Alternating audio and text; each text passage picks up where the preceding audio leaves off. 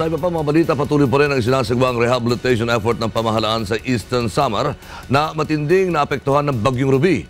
Samantala, nakauwi na sa kanilang mga tahanan ang halos 17,000 evacuee sa Laguna mula sa iba't ibang panig ng bansa. Ito ang balita.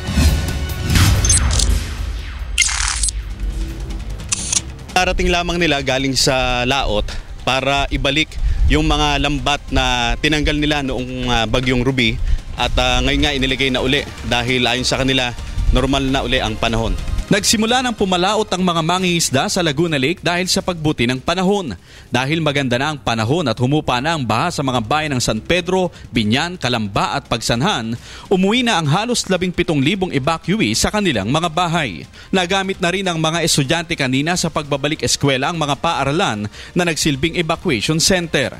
Tanging sa Barangay Bulihan sa bayan ng Pami na lamang nananatili ang hanggang bewang na baha dahil umano sa riprap na ginagawa sa ilog na hindi pa natapos kung kaya mabagal ang paghupa ng tubig. Ayan, may mga pasok, hindi nagsapasok. Bakit po? Nagawa nga ng tubig. Mabagal nga po pa ngayon, hindi katulad ng nakaraan kasi nabaklas nga yung mga sinako doon na lupa. Gawa kasi niya, dapat yan, may tapusin ng riprap dyan para hindi binabaha dito sa amin. Yun ang dahilan eh. Ilang araw nang hindi nakakapangisda ang mga mangingisda sa San Remigio sa Cebu dahil sa Bagyong Ruby. Huwebes pa lamang ng nakaraang linggo, inilagay na ng mga mangingisda sa ligtas na lugar ang kanilang mga bangkang pangisda dahil sa banta ng Bagyong Ruby.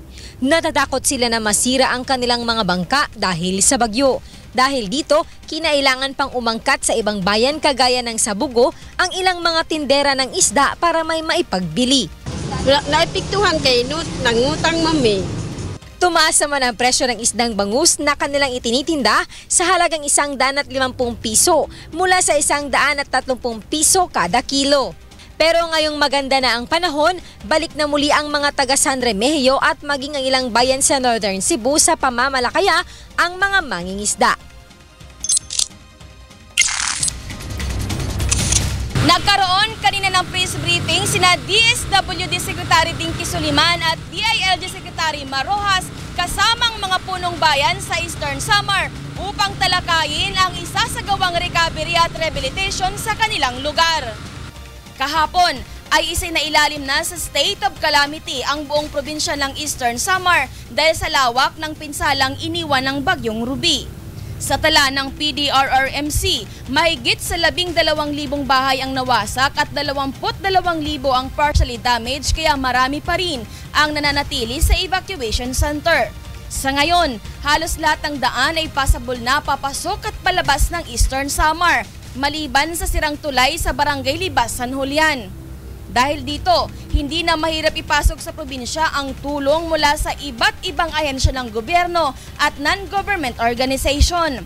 Nilinaw rin ng pamunuan ng Eastern Samar na sapat ang supply ng relief goods sa dumadating sa probinsya. Kasamang mga provincial news teams sa iba't ibang panig ng bansa.